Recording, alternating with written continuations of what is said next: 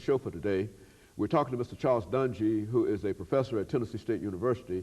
Now, Mr. Dungey, what I'd like to do over the last 6 minutes that we have is to take advantage of some of the knowledge that you've talked about in terms of your background, education, and experience, and to have you to reflect on some of the musicians and some of the directors in music that you've had an opportunity to know over the period, and perhaps give us some insight into them and who they are, and those that we should know. I know we only have about 5.5 or 6 minutes, but from that perspective, to talk about some individuals that you know, the Callaways and and your relationships with them and et cetera. Well, I'll try to put it in a capsule.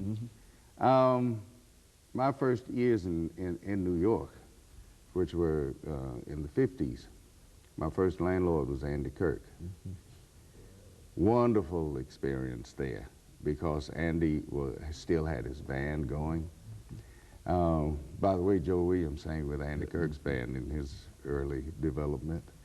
Cab Calloway, I had pleasure working with him in several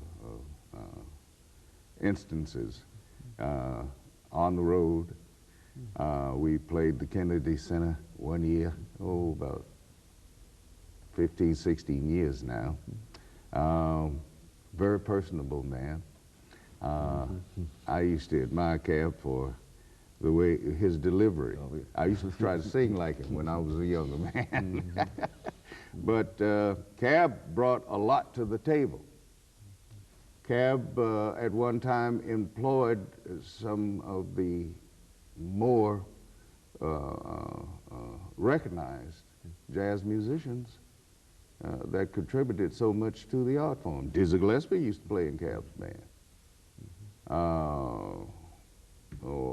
Let's see, tenor player Ben Webster, people of this sort. So you see, Cab also had a sister named Blanche Calloway. I don't know if you knew that or not. Blanche had a large band, big band, which she led. And it was a wonderful organization. Now, Calloway was from Tennessee, was he not? That I don't know. No. I don't. Oh, okay. I don't know. I might have it mixed up, but go on. No. Then you had bands like Jimmy Lunsford, Chick Webb, Lucky Thompson, Lucky Millender. You know, these people had the bands. Birmingham, remember Tuxedo Junction? Yeah. Now, this is a period when there is no television and no widespread use. This is a major form of entertainment. Yes. Folks go out there expect to go to a dance and hear a dance band. And that's absolutely good. An experience getting back to the Tennessee State Collegiate Band that went to play Carnegie Hall. They were invited to play the Savoy Ballroom. I remember the Savoy. It was a large place, very large. In fact, it was so large, one band could play at one end and another band at another end, and people could be dancing to both bands. The Collegians played opposite Buddy Johnson's band. Buddy Johnson, having a band composed of professionals, well, they didn't think very much of this little band coming up from Tennessee A&I. We weren't known as Tennessee State University. In fact, we just passed the Tennessee A&I normal stage. But they were making fun, you know, saying, well, you guys do the best you can, and we'll take care of you later on. Well, this infuriated our players. They went on to play a program, and do you know, the people stopped dancing and came to the bandstand and milled around, and everybody from both ends of the Savoy Ballroom came and stood shuffling at the Savoy. Oh yeah, and when the Collegians got finished playing, Buddy Johnson pulled out every arrangement that he thought that would excite that crowd and couldn't pull it off.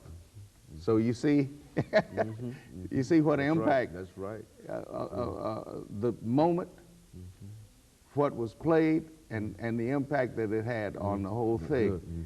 I say that to say the band members admired Buddy Johnson and his group, or Duke Ellington and Count Basie, and all these other big bands.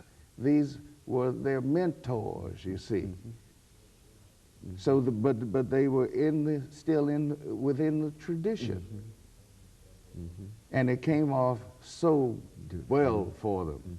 Yeah. So that's why I had to go to New York City to seek some of this knowledge and to rub elbows with and enjoy. And of course, Mr. Dungy, over the last half minute that we have here, yes. Let me thank you for coming by and sharing all of that knowledge and that information with us today. You talked about a number of things that many people, some folks might remember, but I think the way that you've talked about it today will not only allow those who might remember it, but those who might not know anything about it to have some idea as to what the